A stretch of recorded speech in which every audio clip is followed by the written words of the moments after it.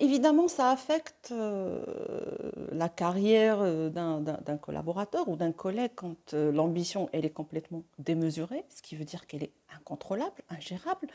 Ça peut impacter sa carrière dans plusieurs sens. D'abord, comme j'ai dit tout à l'heure, c'est par rapport au tissu relationnel qui est détérioré parce que finalement, quand on a une ambition démesurée, quand on est dans cet esprit de rivalité, de combat malsain, de bataille perdue d'avance, parce que dans une équipe, on est les uns avec les autres, on n'est pas dans une relation de pouvoir sûr, et, et donc ça peut affecter la carrière d'une personne parce que le- le- l'esprit de groupe est très important.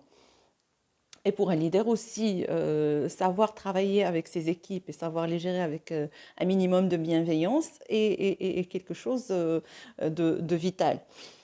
Ça peut aussi atteindre la carrière ou impacter la carrière parce que justement, on s'agite et il faut faire la différence entre agitation et action.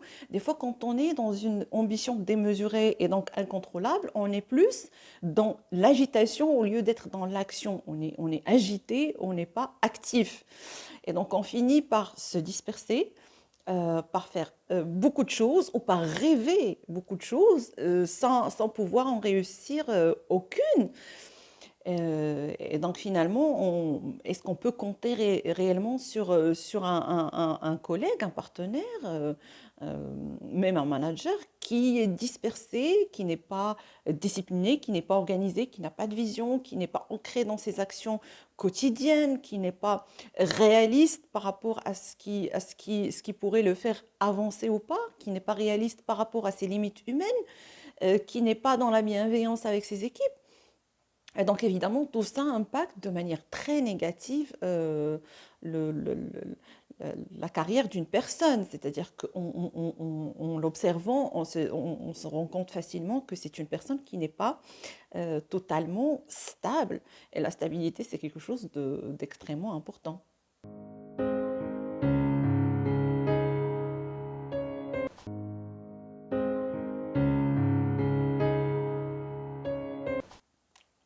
Par rapport aux équipes ou au travail d'équipe, justement, quand on est, de toute façon, qu'on soit dans cette vision de rivalité malsaine, c'est toxique pour les gens autour de nous et dans l'équipe. Et donc, et finalement, quand on est dans une rivalité malsaine, est-ce qu'on peut réellement parler de travail d'équipe? Mais aussi quand on est toxique que pour soi-même, c'est-à-dire que quand j'ai parlé de l'ambition démesurée qui peut devenir une source de stress et de burn-out pour soi-même, là aussi c'est quelque chose qui impacte les équipes. Et donc de toute façon, on devient toxique pour soi et toxique pour les autres autour de nous.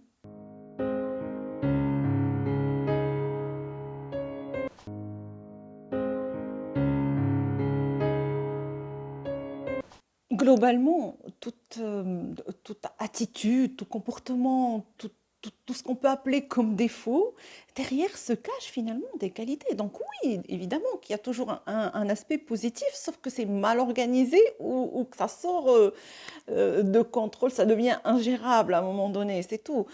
Et donc oui, il y a un côté positif à une ambition démesurée, c'est que la personne, euh, elle a cet esprit et cette capacité de s'automotiver. Elle a cet esprit de vouloir gagner, de vouloir réussir des choses. À la base, elle est dans cette recherche de perfection, cette recherche de devenir meilleur que ce qu'il était hier et l'année dernière, ce qui est très bien à la base. L'intention, elle est bonne. Maintenant, il faut juste lier ça et organiser ça et le transformer vraiment en plan d'action, le transformer en vision et surtout veiller à ne pas devenir toxique pour soi et pour les autres.